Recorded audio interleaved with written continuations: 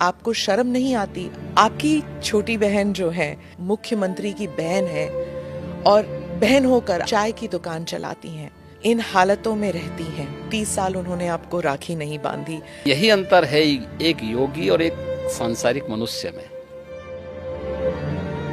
देखिए, मैं कई वर्षों के बाद गया था जी।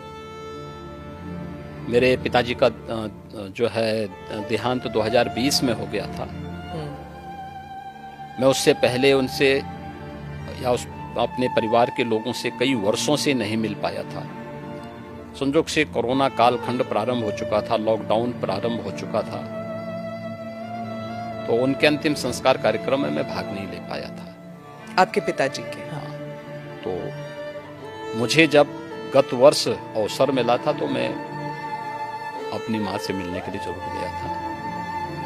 तो स्वाभाविक रूप से एक माँ और पुत्र के बीच में जो संवाद होने चाहिए वही संवाद हो गया। आप उनके अंतिम संस्कार के लिए नहीं जा पाए, पर जब वो आपसे मिलने आते थे, आप उस वक्त चीफ मिनिस्टर थे, तो वो एक आम नागरिक की तरह आते थे, सीएम के पिता के रूप में नहीं आते थे। नहीं, यहाँ वो कभी नहीं आए। वो मुझसे मिलने के लिए, मेरी एक बार उनसे मुलाकात हुई थी नजीमाबाद में, और नजीमाबाद में मैं एक चीनी मिल के उद्घाटन में गया था।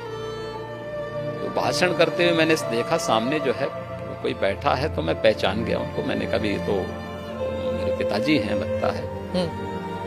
तो सभा के बीच में बैठे हुए थे। तो फिर मैंने सभा समाप्त होने के बाद अपने साथ के कुछ लोगों से कहा, मैंने कहा देखो यार वो आए हैं तो उनको बुलाओ, थोड़ा मुलाकात करते हैं। तो तब मेरी मुलाकात हुई थी। जी। आपकी छोटी बहन जो है, उन्होंने एक इंटरव्यू में कहा था कि 30 साल उन्होंने आपको राखी नहीं बांधी।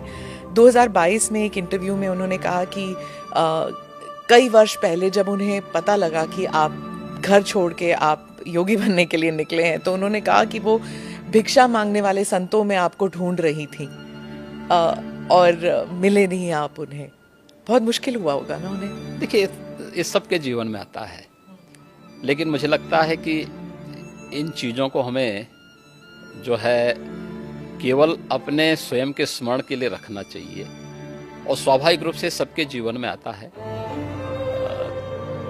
कई वर्षों के बाद जो है इस चीज़ें चलती रहती हैं। मुझे लगता है यही जीवन है। योगी के मुख्यमंत्री बनने के बाद कई लोग कहते थे कि आपको शर्म नहीं आती? आप मुख्यमंत्री की बहन हैं और बहन होकर आप चाय की दुकान चलाती हैं, इन हालतों में रहती हैं। मैं उनको एक ही बात कहूंगी, मैं गरीब हूं, ये मेरा नसीब है।